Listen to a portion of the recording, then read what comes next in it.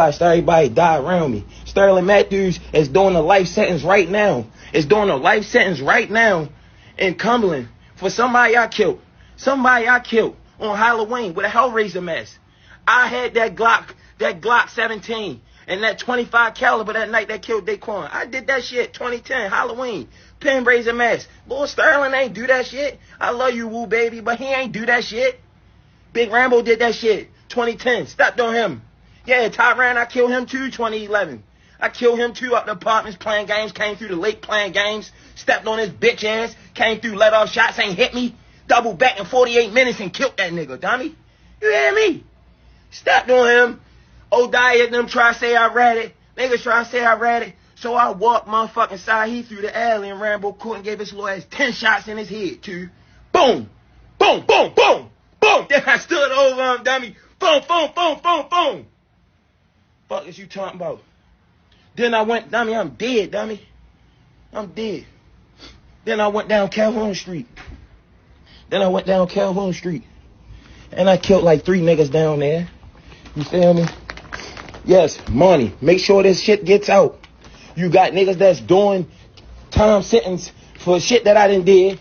You feel me? Cool. I still don't business for the hood. Niggas doing time behind me. But I'm going to go out with a bang today and I ain't going to leave nobody behind, bro. No guy shit far behind. I feel bad. That shit hurt me to my heart. Sterling Matthews doing a life sentence behind his fucking dog. He ain't no shit that what I did with that rod. Yeah.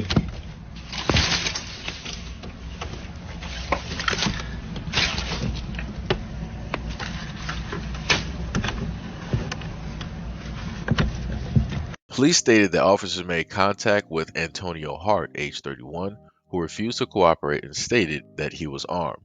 Police stated that officers established a perimeter as members of the tactical and crisis negotiation teams were called in. During negotiations, Hart released 3 occupants and a 4th occupant, a woman, reached safety on her own. She was taken to the hospital with serious injuries. Police have stated that Hart refused to surrender and remained inside the location. Several hours later, tactical officers entered the residence and found Hart deceased. Statements made by the suspect during the barricade are completely being investigated. January 20th. Tactical and hostage negotiator officers were called Saturday morning to a barricaded situation in Arbutus area. Baltimore County Police told the news that officers were called at around 8 a.m. on the 4800 block of Greenville Square with an assault call. Police officers stated that they made contact with the man who refused to cooperate and stated that he had a gun. Police stated that a barricade occurred and members from the Baltimore County Tactical and Hostage Negotiating teams were called. In an update Saturday afternoon, police have stated that 3 juveniles and an adult were released from the barricade. The adult was taken to the hospital, but their condition was not immediately released. Shortly after 3 p.m., police have stated that the barricaded situation had ended, but they did not release further details. So this is where we are. We were able to hear a black man clear-cut state online that, hey, I committed so many murders, and I got people that are in the pen right now doing biz, doing life, because I committed all these murders. So a lot of them don't even know what it is that I did, but I'm the one that did it, and I'm going to basically come clean. The reason that Antonio decided to come clean was because this is the last time that people are going to pretty much hear directly from him. Again, going from the article, the barricaded situation, it ended. The 4 hostages were released. The woman in the hostage situation was stated to be the mother of the children or girlfriend, somebody that he had a familiarity with, and she ended up being severely injured. And he too was also injured from whatever it was that they were going through from the barricaded situation. More than likely, he did not survive at all because it was stated that he had a weapon. He was not willing to cooperate with police or negotiators. So I'm pretty sure that it came down to an end result of him no longer being here. The positive part is 2 things. The people who were the hostages, the kids and the woman, they are alive. They are able to breathe.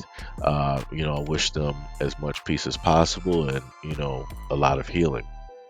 The other thing that also took place was the fact that he admitted to a variety of crimes. Now, I'm not sure how the police will decide to do this or how the DA's office will deal with these confessions, because some people will say, oh, well, these are just, rush, these are under duress. This was a chaotic situation. People just will say anything just because, right? And a lot of the people in power will state, well, we can't really trust what it is that he's saying. Nobody did a polygraph test. Nobody specifically pinned him to these incidents. We have men, right, that from whatever evidence that we were able to gather, we have them specifically locked up. So we have our men, right? Irregardless on if he's right or not, it doesn't matter because we have our men and they are specifically where it is that they need to be.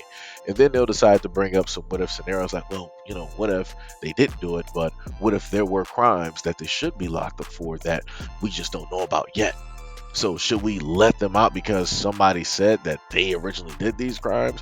And, should we really take that chance? Right? That's the way that they'll look at it. They'll look at it in a sense is that they caught two birds with one stone, right? One person basically, is gone because of a police barricade situation, and some other guys are directly off of the street. It's a 50-50, a toss up on if they actually committed murders or if they didn't, right? The main thing at the end of the day is that somebody's no longer here that they don't have to deal with, and that they're getting money directly from the bodies that are, locked away doing whatever amount of time. Again, I'm trying to fathom how it's a very positive thing to be in the hood and decide that you're quote unquote 10 toes down for the hood when the hood is not going to be 10 toes down for you. Realistically, you're going to be a memory. You're going to be forgotten. So just like how you have Antonio, when he did his confession stating all of these things, maybe in his area he won't be forgotten, but this video is not really going to be memorable for everybody else in the world. So again, it's going to be forgotten. For the overall majority of the greater populace of the planet, it's going to be forgotten. It's not going to be memorable. People aren't realistically going to remember his name. They're going to look at this story and then they're going to go over to other stories that are current that happen every single day.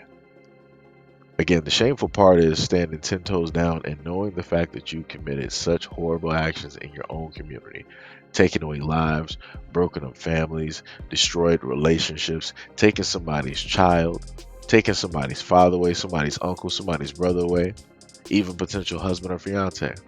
And you say you did it for the hood and that you were standing 10 toes down. And then on top of standing 10 toes down, you have the knowledge that you committed these acts and you're allowing other people to rot in prison, in jail for your own actions of which you should be rotting and sitting there for. This is not 10 toes down. This is, in a sense, a coward's way to do things. Because a real 10 toes down type of situation is you admitting that you did these crimes so that there's a face to these crimes, and then you serving the time for those crimes. If anything is 10 toes, if anything is the hardest to be the hardest out here, that's the hardest thing to do. To actually be honest about the actions that you took. Cowards are the ones that hide in the shadows, knowing the fact that they committed all of these crimes. Knowing the fact that they're destroying families, knowing the fact that they're the ones helping to create a lot of funerals, a lot of people that's in hospitals right now in vegetative states, a lot of people right now that got injured because of their foolishness, because they weren't the direct person that was engaged with them. They were just a bystander. They were just collateral damage. Like I said, coward's way out. But anyways, let me know what you guys think about this video and everything that I stated in the comment section below.